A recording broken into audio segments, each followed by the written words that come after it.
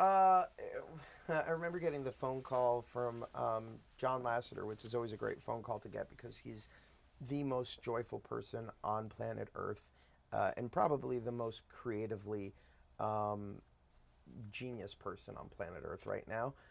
And when he gave me the gift of telling me that my character was going to have his own special, it was one of those moments where I was like, can my life get any cooler? And then when he walked me through exactly what it was going to be, I was so excited about the fact that we were getting to do our Frozen holiday thing.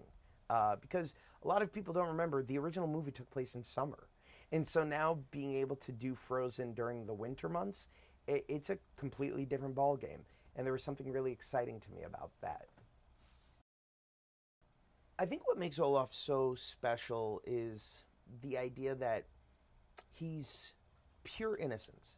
He's childlike wonderment personified.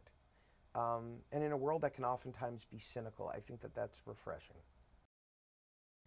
Olaf's merry mission is to find a tradition that the two people who are most important to him, Anna and Elsa, can celebrate as their own.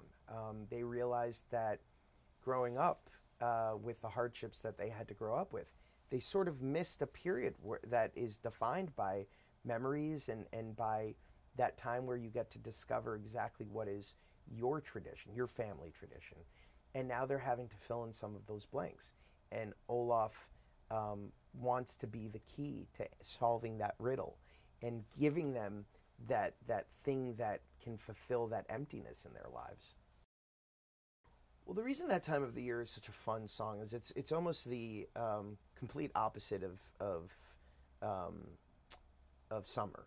Summer is a song that is defined by Olaf looking at a situation and being like, okay, this is my perception of what it would be like to celebrate summer, not knowing the fact that he's going to melt.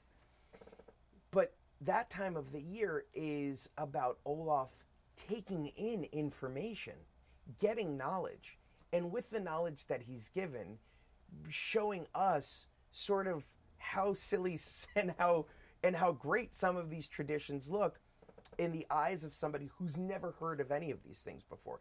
And there's so much comedy to mine from looking at something that we sort of take for granted, like a man comes down the chimney once a year and gives presents. From Olaf's perspective, that's breaking and entering. And that's just a great way of sort of taking, again, something that we all have this idea of and flipping it on its head. Olaf's relationship with Anna and Elsa, Kristoff and Sven is family.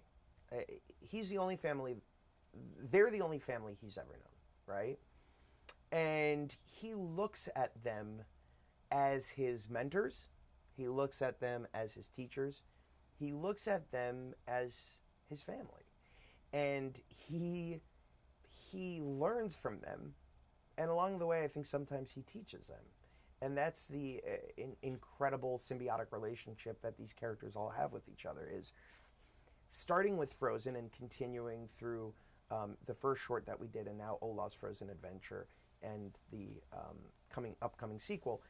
Each of these characters is going on this journey of self-discovery, and each of them is filling in the blanks, right, for each other. And despite their own journey of self-discovery, they're all learning something about each other in that process. And I think that for Olaf, it's no different.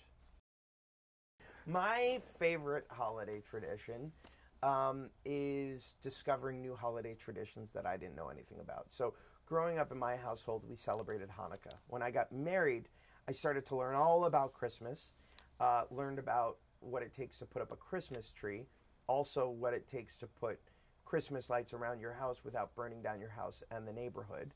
And so that for me has been a great tradition, is teaching my kids all about all of these various things, but also in the process learning about them myself.